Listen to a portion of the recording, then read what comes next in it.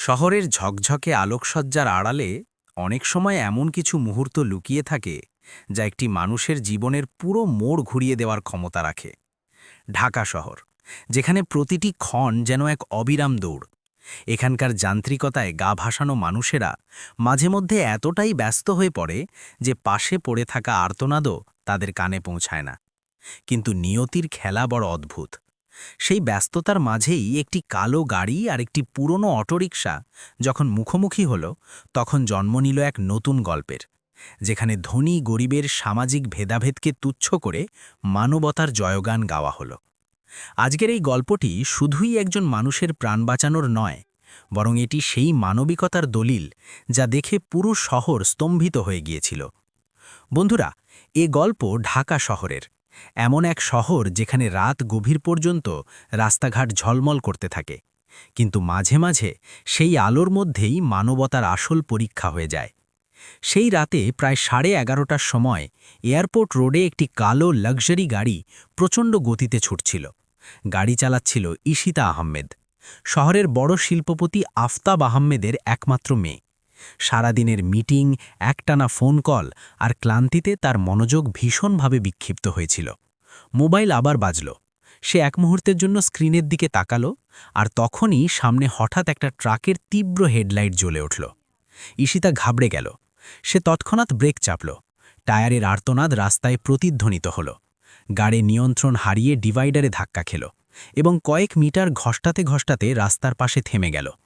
সবকিছু একদম শান্ত হয়ে গেল। গাড়ির ভেতরে ঈশিতার মাথা স্টিয়ারিংয়ের ওপর ঝুঁকে পড়ল, চোখ বন্ধ। মোবাইল সিটের নিচে পড়ে গিয়েছিল। দরজা লক হয়ে গিয়েছিল। হাইওয়ে দিয়ে গাড়ি পার হচ্ছিল। কেউ কেউ গতি কমালো, দেখল এবং এগিয়ে গেল। কারো কাছেই থামার সময় ছিল না। সেই রাস্তা থেকেই কিছুটা দূরে নিজের অটো দাঁড় করিয়ে বাড়ি ফিরছিল সাগর মোল্লা, প্রায় ২৬ বছরের এক সাধারণ অটো ড্রাইভার। সারা দিন যাত্রী টেনে সে তার বৃদ্ধা মা আর ছোট বোনের সংসার চালাত। তার নজর হঠাৎ ভেঙে যাওয়া গাড়িটার উপর পড়ল। তার পা নিজে থেকেই থেমে গেল। মনে হয় অ্যাক্সিডেন্ট হয়েছে, সে নিজেকেই বলল। সে ধীরে ধীরে গাড়ির কাছে গেল, ভেতরে উকি দিল, আর তার বুকটা জোরে কেঁপে উঠল। একটা মেয়ে অচৈতন্য অবস্থায় পড়েছিল। ম্যাডাম, শুনতে পাচ্ছেন? সে কাঁচের ওপার থেকে আওয়াজ দিল। কোনো উত্তর এলো না। সাগরের মনে এক মুহূর্তের জন্য ভয় এলো। পুলিশের ঝামেলা, জিজ্ঞাসাবাদ, মিথ্যে অভিযোগ। সে আগেও এমন কথা শুনেছিল, কিন্তু পরের মুহূর্তেই সে নিজেকে সামলে নিল।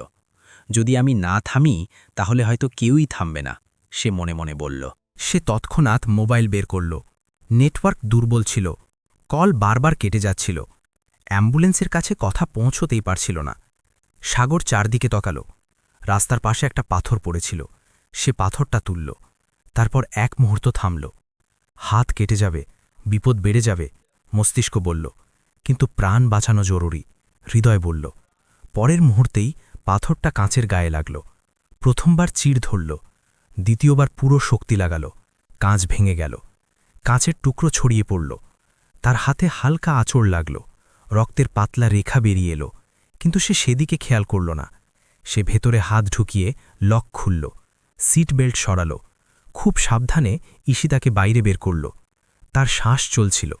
এটা দেখেই সাগর কিছুটা স্বস্তি পেল। এবার নেটওয়ার্ক পাওয়া গেল। সে অ্যাম্বুলেন্সকে লোকেশন জানাল। যতক্ষণ অ্যাম্বুলেন্স এলো না, সে রাস্তার পাশে বসে ঈশিতার নাড়ি পরীক্ষা করতে থাকল। সে মেয়েটির নাম জানত না, তার আভিজাত্য জানত না। তার কাছে সে শুধুই এক মানুষ ছিল, যাকে সেই মুহূর্তে সাহায্যের প্রয়োজন ছিল। প্রায় 10 মিনিট পর অ্যাম্বুলেন্সের আওয়াজ শোনা গেল। ডাক্তার আর নার্স নেমে এলো। স্ট্রেচারে করে ঈশিতাকে শোয়ানো আলো। আপনি কি আত্মীয়? ডাক্তার জিজ্ঞেস করলেন। সাগর হালকা করে মাথা নাড়াল। না সাহেব, শুধু রাস্তা দিয়ে যাচ্ছিলাম। ডাক্তার তার দিকে তাকালেন, তারপর বললেন, ভালো করেছেন, দেরি হলে বিপদ বেড়ে যেতে পারত। অ্যাম্বুলেন্স চলে গেল। সাগর কিছুক্ষণ রাস্তায় দাঁড়িয়ে গাড়িটাকে চলে যেতে দেখল। তারপর কারও কিছু না বলে, নিজের নাম না জানিয়ে চুপচাপ নিজের অটোর দিকে ফিরে গেল। না সে কোনো আশা রাখল, না কোনো পরিচিতি চাইল। তার কাছে সে শুধুই এক মানুষ ছিল। সে কি জানত যে এই একটা মুহূর্ত তার আর সেই মেয়েটির দুজনের জীবন বদলে দিতে চলেছে? হাসপাতালের ঘরে হালকা সাদা আলো ছিল। মেশিনের মৃদু আওয়াজ আর ওষুধের গন্ধ পরিবেশকে গম্ভীর করে তুলেছিল। বেডে শুয়ে ঈশিতা আহমেদ ধীরে ধীরে চোখ মেলল। মাথা ভারী ছিল, যেন ভেতরে কোনো বোঝা চেপে আছে। সে এদিক ওদিক তাকালো। সব কিছু অচেনা লাগল। কিছু মুহূর্ত পর্যন্ত সে বুঝতেই পারল না যে সে কোথায়। তখনই পাশে দাঁড়ানো নার্স বলল, ঘাবড়াবেন না, আপনি সুরক্ষিত আছেন। ঈশিতা দুর্বল স্বরে জিজ্ঞেস করল, আমি এখানে কিভাবে এলাম? নার্স জানালো, কাল রাতে আপনার অ্যাক্সিডেন্ট হয়েছিল। একজন অটো ড্রাইভার আপনাকে গাড়ি থেকে বের করে অ্যাম্বুলেন্স ডাকিয়েছিল, তবেই আপনি বাঁচতে পেরেছেন। এটা শোনার সাথে সাথেই ঈশিতার চোখে অস্থিরতা নেমে এলো। সেই ছেলেটা, সে ঠিক আছে তো? সে তৎক্ষণাৎ জিজ্ঞেস করল। নার্স মুচকি হাসল, হ্যাঁ সে ঠিক আছে, কিন্তু সে আপনার সাথে আসেনি, চুপচাপ চলে গেছে। ঈশিতা কিছুক্ষণ চুপ থাকল। যাকে সে চিনতও না, সে তার প্রাণ বাঁচালো আর নাম না জানিয়ে চলে গেল। এটা ভেবে তার ভেতর এক অদ্ভুত শূন্যতা অনুভূত হল। তখনই ঘরের দরজা খুলল। ভেতরে এলেন তার বাবা আফতাব আহমেদ, দামি স্যুট, গম্ভীর মুখ আর চোখে উদ্বেগ। তিনি আসতেই তার হাত ধরে নিলেন। ঈশিতা, এখন কেমন আছো? তার চোখ ভিজে এলো। আমি ঠিক আছি বাবা, কিন্তু যিনি আমাকে বাঁচিয়েছিলেন তিনি কে ছিলেন?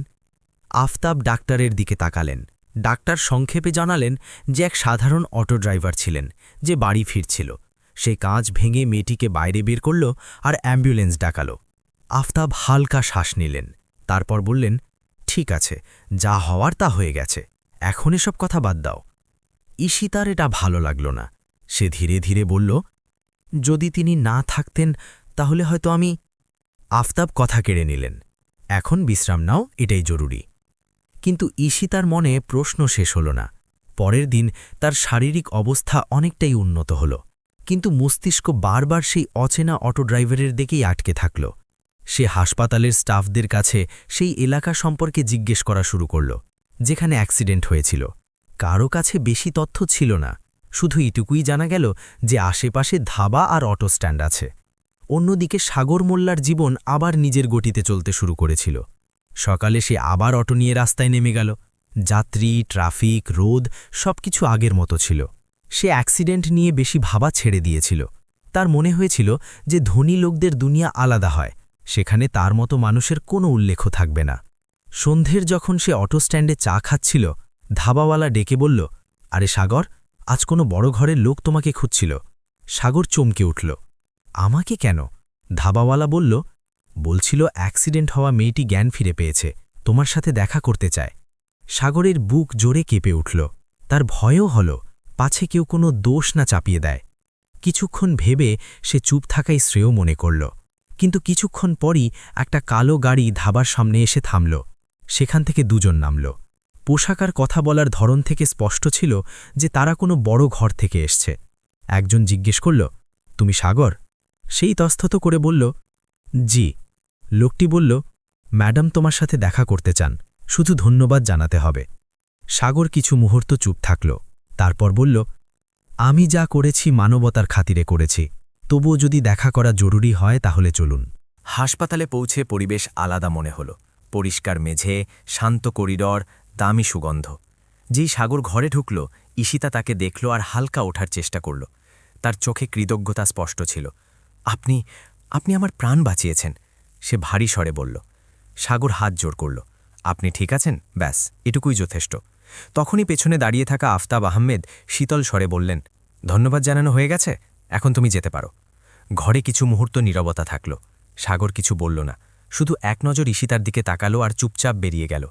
তার চলে যাওয়ার সাথে সাথে ঈশিতার মনে হল যেন কোনো অসম্পূর্ণ কথা বাতাসে থেকে গেল। সে প্রথমবার অনুভব করল যে এই গল্প এখনই শেষ হয়নি, হয়তো এবার আসল শুরুটা হতে চলেছে। হাসপাতাল থেকে বাড়ি ফেরার পর ঈশিতার স্বাস্থ্যের দ্রুত উন্নতি হতে লাগল, কিন্তু মন ক্রমাগত অস্থির হতে শুরু করল।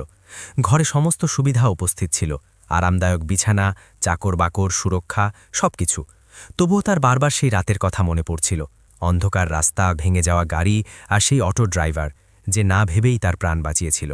সে তার বাবা আফতাব আহমেদের সাথে সেই বিষয়ে আর কথা বলল না, কারণ সে বুঝে গিয়েছিল যে তাদের কাছে এটা শুধুই একটা সাধারণ ঘটনা ছিল, কোনো আবেগপূর্ণ সম্পর্ক নয়। কিন্তু ঈশিতার কাছে কথাটা এখানেই শেষ হচ্ছিল না। সে ঠিক করল যে সেই ছেলেটির সম্পর্কে সে নিজেই খোঁজ নেবে। কিছুদিন পর সে তার ড্রাইভারকে খুব বেশি প্রশ্ন না করেই সেই এলাকায় গাড়ি নিয়ে যেতে বলল। গাড়ি কিছুটা দূরে থামল। ঈশিতা বাইরে বেরোল না, শুধু কাঁচ দিয়ে দেখতে থাকল। সেখানেই অটো স্ট্যান্ডের কাছে এসে সাগরকে দেখতে পেল।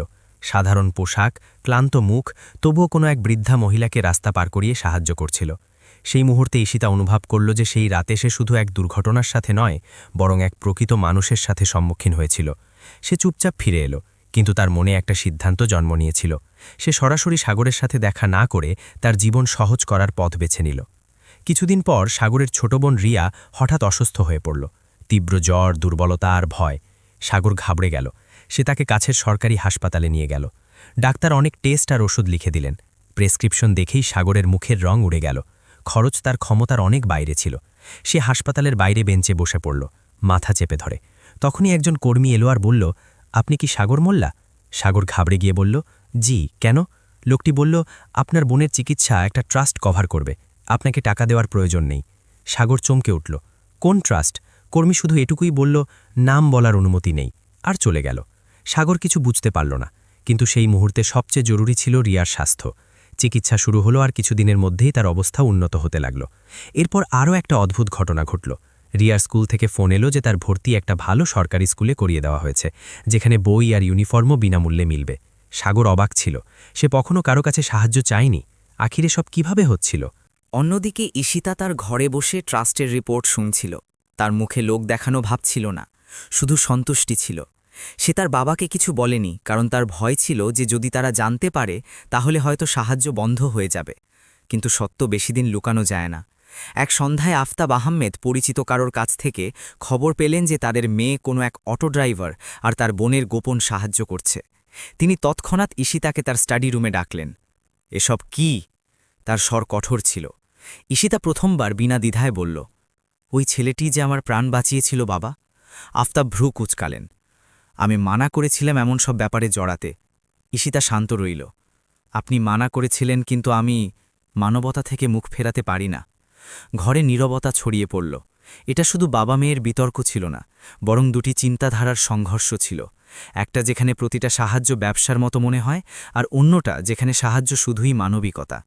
ওদিকে সাগরের মনেও সন্দেহ গভীর হতে শুরু করেছিল। তার এখন পরিষ্কার মনে হচ্ছিল যে কোনো অচেনা ব্যক্তি নয়, বরং সেই ধনী মেয়েটি তার বোনের সাহায্য করছে। কিন্তু একদিন সে সিদ্ধান্ত নিল যে সত্য জানা জরুরি। সে সরাসরি সেই হাসপাতালে পৌঁছাল যেখানে ঈশিতা ভর্তি ছিল।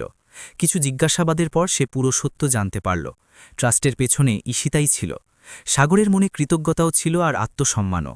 সে দেরি না করে তার সাথে দেখা করতে বেরোল। সে জানত না যে এই দেখা তাদের জীবনের মোড় বদলে দেবে। হাসপাতালের গেস্ট লাউঞ্জে ঈশিতা জানালার কাছে দাঁড়িয়েছিল যখন সাগর ভেতরে এলো। তার মুখে না রাগ ছিল না দ্বিধা, শুধু এক পরিষ্কার প্রশ্ন, আমার বোনের চিকিৎসা আর পড়াশোনার ব্যবস্থা আপনি করেছেন? সে সরাসরি জিজ্ঞেস করল। ঈশিতা কিছু মুহূর্ত চুপ থাকল, তারপর বলল, হ্যাঁ। সাগরের চোখে তিক্ততা ছিল না, কিন্তু কণ্ঠে দৃঢ়তা ছিল। আমি সেই রাতে আপনার সাহায্য এজন্য করিনি যে বিনিময়ে কিছু পাব। ঈশিতা শান্তস্বরে বলল, আর আমি এই সাহায্য বিনিময়ের জন্য করিনি। যদি আপনি চান তাহলে আমি সব বন্ধ করে দিই। সাগর তৎক্ষণাৎ জবাব দিল, সাহায্য বন্ধ হলে ক্ষতি আমার বোনের হবে, আমার নয়। কিন্তু একটা কথা পরিষ্কার হওয়া উচিত, এটা উপকার নয়, হক। ঘরে নীরবতা ছেয়ে গেল। ঠিক সেই সময়ে দরজা খুলল আর ভেতরে এলেন আফতাব আহমেদ। তার নজর সরাসরি সাগরের ওপর স্থির হল। তাহলে তুমিই সেই যে আমার মেয়ের আশেপাশে ঘুরছে? সাগর না ঝুঁকে জবাব দিল, আমি কারো আশেপাশে ঘুরছি না সাহেব, আমি শুধু সত্য জানতে এসেছিলাম। আফতাব চেয়ারে বসে পড়লেন। সত্য এই যে প্রতিটা সাহায্যের দাম হয়। সাগর শান্ত কিন্তু দৃঢ় স্বরে বলল, আমার কাছে সাহায্যের দাম মানবিকতা, ব্যবসা নয়। এটা শুনে ঈশিতা প্রথমবার তার বাবার দিকে তাকালো, যেন চাইছিল যে তিনি বুঝুন। আফতাব কিছু মুহূর্ত চুপ থাকলেন। তিনি জীবনে বড় বড় ব্যবসা করেছিলেন, কিন্তু এই কথোপকথন আলাদা ছিল। তুমি কি চাও? তিনি জিজ্ঞেস করলেন। সাগর বলল, কিছু না, শুধু আমার বোনের পড়াশোনা যেন না থামে, আর এই সাহায্য উপকারের বোঝা হয়ে যেন আমাদের মাথায় না থাকে। আফতাব মনোযোগ দিয়ে তাকে দেখলেন। সামনে দাঁড়ানো ছেলেটি গরিব ছিল, কিন্তু আত্মসম্মানে পরিপূর্ণ। তাদের মধ্যে এক অদ্ভুত অস্থিরতা জাগল। কি তারা সত্যিই প্রতিটি জিনিসকে টাকা দিয়ে মেপে এসেছেন? সাগর ফিরে যেতে শুরু করতেই আফতাবের আওয়াজ এলো, দাঁড়াও। সে থামল। যদি এই সাহায্য বিনা শর্তে জারি থাকে তো? আফতাব জিজ্ঞেস করলেন। সাগর গভীর শ্বাস নিল। তাহলে আমি ধরে নেব যে এই শহরে এখনও মানবিকতা বেঁচে আছে। সে বাইরে চলে গেল। ঘরে শুধু বাবা মেয়ে রইলেন। ঈশিতা ধীরে বলল, বাবা, সে কিছুই চায়নি, শুধু সম্মান। আফতাব জানালা দিয়ে বাইরে তাকালেন। শহরের উঁচু ইমারত, ছুটন্ত গাড়ি। প্রথমবার তার মনে হল যে এত উচ্চতা সত্ত্বেও কোথাও কিছু খালি আছে। পরের দিন তিনি সাগরকে তার অফিসে ডাকলেন। বিশাল কেবিন, কাচের দেওয়াল আর শহরের দৃশ্য। সাগর সামনে দাঁড়িয়েছিল, আগের মতোই সোজা। আফতাব বললেন, আমি ভাবছি যদি সাহায্য করতেই হয় তাহলে শুধু একটা বাচ্চার কেন, শহরে এমন অনেক বাচ্চা আছে যাদের সুযোগ প্রয়োজন। সাগর মনোযোগ দিয়ে শুনল। যদি এটা শুধু নামের জন্য হয় তাহলে আমি অংশ নেব না। আফতাব হালকা মাথা নাড়ালেন। এই কারণেই তোমাকে ডেকেছি। আমি চাই তুমি আর ঈশিতা মিলে এটাকে সামলাও। আমি শুধু সহযোগিতা করব। ঈশিতা চমকাল, কিন্তু তার চোখে চমক এসে গেল। সাগর কিছু মুহূর্ত ভাবতে থাকল, তারপর বলল, আমি চেয়ারের জন্য নয়, কাজের জন্য তৈরি। আফতাবের মুখে হালকা হাসি ফুটে উঠল, হয়তো এটাই প্রথম সত্যিকারের হাসি। সেদিন তিনজনের মধ্যে কোনো আনুষ্ঠানিক চুক্তি হয়নি, কিন্তু এক নতুন দিশা ঠিক হয়ে গেল। সংঘর্ষ দূরত্ব বাড়াল না, বরং চিন্তা বদলানোর শুরু করল। এখনই গল্প শুধুই এক দুর্ঘটনার ছিল না, এটা আত্মসম্মান, ভরসা আর বদলের পথে পা রাখার গল্প হয়ে গিয়েছিল। কিছু সপ্তাহের মধ্যে পরিস্থিতি বদলাতে শুরু করল। কোনো প্রেস কনফারেন্স ছাড়া, কোনো পোস্টার ছাড়া আর কোনো প্রচার ছাড়া একটা ছোট কাজ শুরু হলো। সেই বাইপাস রোডের কাছে, যেখানে একসময় দুর্ঘটনা ঘটেছিল, একটা ছোট হেল্প ডেস্ক বানানো হলো। একটা টেবিল, দুটি chair, first aid box, ambulance আর পুলিশ হেল্পলাইন নম্বরের বোর্ড। ওপরে পরিষ্কার অক্ষরে লেখা ছিল, সাহায্য এখানেই মিলবে। এই নাম ঈশিতা বেছে নিয়েছিল, কিন্তু এটা চালানোর দায়িত্ব সাগর নিজের হাতে নিল। শুরুটা সহজ ছিল না। কিছু লোক হাসত, কিছু বলতো এটা সব লোক দেখানো। কিন্তু সাগর প্রতি সন্ধ্যায় সেখানে দাঁড়িয়ে থাকত। সে অটো ড্রাইভার, ধাবাওয়ালা আর ট্রাক চালকদের সাথে কথা বলত। তাদের বোঝাত যে দুর্ঘটনার সময় থামা ভয়ের নয়, মানবিকতার বিষয়। ঈশিতা ট্রাস্টের মাধ্যমে ফান্ড আর মেডিকেল সাপোর্ট সামলাত। আফতাব আহমেদ দূর থেকে সব দেখতে থাকলেন। ধীরে ধীরে তার ভূমিকাও বদলাতে শুরু করল। তিনি তার বিজনেস নেটওয়ার্কের কিছু লোককে যুক্ত করলেন, যাতে আইনি আর অ্যাম্বুলেন্স সাপোর্ট শক্তিশালী হতে পারে। কিন্তু এইবার পার্থক্য এটা ছিল যে এটা তাদের প্রজেক্ট ছিল না, এটা তাদের মেয়ে আর সেই অটো ড্রাইভারের চিন্তাধারা ছিল, যা তারা এখন বুঝতে শুরু করেছিলেন। ওদিকে সাগরের বোন রিয়া এখন নতুন স্কুলে নিয়মিত যেতে শুরু করেছিল। তার চোখে ভয় ছিল না, স্বপ্ন ছিল। সে বাড়ি এসে বই খুলত আর উৎসাহের সাথে পড়াশোনা করত। একদিন সে সাগরকে বলল, ভাইয়া, আমি বড় হয়ে ডাক্তার হব, যাতে মানুষের প্রাণ বাঁচাতে পারি। এটা শুনে সাগর মুচকি হাসল। তার মনে হল যেন জীবন তাকে নতুন মানে দিচ্ছে। হেল্প ডেস্কের প্রভাব ধীরে ধীরে দেখা দিতে শুরু করল। এক রাতে এক বাইক আরোহী পিছলে পড়ে গেল। লোকেরা থামতে ইতস্তত করছিল, কিন্তু সাগর আর তার টিম তৎক্ষণাৎ পৌঁছাল, প্রাথমিক চিকিৎসা দিল, অ্যাম্বুলেন্স ডাকাল। সেই যুবকের প্রাণ বেঁচে গেল। পরের দিন সকালে সে এসে ধন্যবাদ জানাল। এটা প্রথম সুযোগ ছিল যখন কেউ খোলাখুলি সেই ছোট প্রচেষ্টার প্রশংসা করল। ঈশিতা সেদিন দূরে দাঁড়িয়ে সব দেখছিল। সে অনুভব করল যে সেই রাতে সাগর যা করেছিল সেটাই এখন অনেক লোক শিখছে। এটা শুধু সাহায্য নয়, এক চিন্তার বদল ছিল। কিছু মাসের মধ্যে ট্রাস্ট সন্ধ্যার পড়াশোনারও ব্যবস্থা শুরু করল। নির্মাণস্থলে আর অটো স্ট্যান্ডের কাছে কাজ করা বাচ্চাদের জন্য ছোট ক্লাস শুরু হলো। রিয়াও মাঝে মধ্যে সেখানে বসে ছোট বাচ্চাদের পড়তে সাহায্য করত। আফতাব আহমেদ এক সন্ধ্যায় চুপচাপ সেখানে পৌঁছালেন। তিনি বাচ্চাদের মাটিতে বসে পড়তে দেখলেন, সাগরকে বোঝাতে দেখলেন, আর ঈশিতাকে মুচকি হেসে নোট বানাতে দেখলেন। সেই মুহূর্তে তিনি অনুভব করলেন যে আসল বিনিয়োগ এটাই যা মানুষের মধ্যে করা যায়। তিনি কাছে এসে ধীরে বললেন, যদি প্রয়োজন হয় তাহলে একটা বড় সেন্টার বানানো যেতে পারে। সাগর তাদের দিকে তাকালো। প্রয়োজন আছে, কিন্তু শর্ত একটাই, এই কাজ নামের জন্য হবে না। আফতাব বিনা দ্বিধায় মাথা নাড়ালেন। এই সেই ব্যক্তি ছিলেন যিনি কিছু মাস আগে প্রতিটা সাহায্যকে ব্যবসা মনে করতেন। এখন তিনি বুঝে গিয়েছিলেন যে কিছু কাজ মুনাফায় নয়, উদ্দেশ্যে চলে। শহর একই ছিল, রাস্তা একই ছিল, কিন্তু পরিবেশ বদলে গিয়েছিল। যেখানে কখনো লোক দুর্ঘটনা দেখে এগিয়ে চলে যেত, এখন কিছু পা থেমে যেতে লাগল। এই বদল ছোট ছিল, কিন্তু সত্য ছিল। আর এই সত্যতাই এই গল্পকে তার শেষ মোড়ের দিকে এগিয়ে দিল। সকালের সময় ছিল। সেই বাইপাস রোড, যেখানে কখনো ঈশিতার গাড়ি ডিভাইডারে ধাক্কা খেয়েছিল, আজ কিছু আলাদা দেখাচ্ছিল। রাস্তার ধারে এখন একটা ছোট নয়, বরং সুব্যবস্থিত সহায়তা কেন্দ্র দাঁড়িয়েছিল। পরিষ্কার বোর্ড, ভেতরে দুটি বেড, প্রাথমিক চিকিৎসার পুরো ব্যবস্থা, আর দেওয়ালে বড় অক্ষরে লেখা ছিল, এক পা মানবিকতার দিকে। এটা শুধু একটা সেন্টার ছিল না, এটা এক চিন্তার ফলাফল ছিল। সাগর বাইরে দাঁড়িয়ে আসা যাওয়া করা গাড়িগুলোকে দেখছিল। কখনো সে এই রাস্তাতেই যাত্রী খুঁজত। আজ সেই রাস্তাই তার জীবনের মোড় হয়ে দাঁড়িয়েছিল। ঈশিতা তার পাশে এসে দাঁড়াল। কিছু মুহূর্ত দুজনেই চুপ থাকল। ঈশিতা ধীরে বলল, যদি সেই রাতে আপনি না থামতেন তাহলে হয়তো আমি আজ এখানে থাকতাম না। সাগর হালকা হাসির সাথে জবাব দিল, যদি আপনি সেই রাতের পর চুপ থাকতেন তাহলে এসবও হতো না। দুজনের কথায় এখন কোনো দূরত্ব ছিল না। না আভিজাত্যের না দারিদ্র্যের, শুধু সম্মান ছিল। ঠিক সেই সময় আফতাব আহমেদও সেখানে পৌঁছালেন। তার মুখে এখন সেই কাঠিন্য ছিল না যা আগে হতো। তিনি সেন্টারের ভেতরে গিয়ে সব দেখলেন। বাচ্চাদের জন্য পড়াশোনার আলাদা ঘর তৈরি হয়ে গিয়েছিল। সন্ধ্যার ক্লাসের জন্য বোর্ড লাগানো ছিল। কিছু অটো ড্রাইভার স্বেচ্ছাসেবক হিসাবে নাম লিখিয়ে ফেলেছিল। আফতাব বাইরে এলেন আর সাগরের পাশে দাঁড়ালেন। আমি জীবনে অনেক ইমারত দাঁড় করিয়েছি, তিনি শান্ত স্বরে বললেন, কিন্তু প্রথমবার মনে হচ্ছে যে কিছু মজবুত বানিয়েছি। সাগর শ্রদ্ধার সাথে মাথা নোয়াল। মজবুত হওয়া টাকা দিয়ে নয়, নিয়ত দিয়ে হয়। আফতাব প্রথমবার খোলা মনে তার দিকে তাকালেন। এই সেই ছেলে ছিল যাকে তিনি শুরুতে সন্দেহের চোখে দেখেছিলেন। আজ সেই তার সাথে দাঁড়িয়েছিল, সমানভাবে। কিছুদিন পর সেন্টারের আনুষ্ঠানিক শুরু হলো। কোনো বিশাল মঞ্চ ছিল না, কোনো ফিল্মি হাস্তি ছিল না। শুধু আশেপাশের লোক, অটোচালক, শ্রমিক পরিবার আর সেই বাচ্চা যাদের চোখে আশা ছিল। ঈশিতা ছোট একটা ভাষণ দিল। সাহায্য করার জন্য ধনী হওয়া জরুরি নয়, শুধু থামা জরুরি। সাগরও কিছু শব্দ বলল। সেই রাতে আমি শুধু মানবিকতা পালন করেছিলাম। আজ যদি আমরা সবাই মিলে এটা পালন করি তাহলে অনেক জীবন বদলে যেতে পারে। হাততালি খুব একটা বাজেনি, কিন্তু যারা সেখানে ছিল তাদের চোখে সত্যিকারের চমক ছিল। রিয়া সবার আগে দাঁড়িয়ে মুচকি হাসছিল। সে তার ভাইয়ের দিকে তাকালো। এখন সে শুধুই অটো ড্রাইভার ছিল না, অনেক লোকের জন্য অনুপ্রেরণা হয়ে দাঁড়িয়েছিল। সন্ধ্যায় যখন ভিড় কমে গেল, সাগর আবার সেই জায়গায় কিছু মুহূর্ত একা দাঁড়িয়ে থাকল যেখানে কখনো দুর্ঘটনা ঘটেছিল। স্ট্রিট লাইটের আলো ছড়িয়ে পড়ছিল, কিন্তু আজ সে অন্ধকার দেখছিল না। ঈশিতা কাছে এলো আর বলল, জীবন কখনো কখনো আমাদের হঠাৎ থামিয়ে দেয় যাতে আমরা সঠিক দিশা দেখতে পারি। সাগর আকাশের দিকে তাকালো আর কখনো কখনো কারো থেমে যাওয়া অনেককে চলা শিখিয়ে দেয়। দূরে দাঁড়ানো আফতাবে সব শুনছিলেন। তিনি অনুভব করলেন যে আসল সম্পদ ব্যাংক ব্যালেন্স নয়, বরং সেই ভরসা যা মানুষ অন্যের জন্য তৈরি করে। সেই রাত থেকে শুরু হওয়া গল্প এখন কোনো এক দুর্ঘটনা পর্যন্ত সীমাবদ্ধ রইল না, ওটা এক নজির হয়ে দাঁড়িয়েছিল।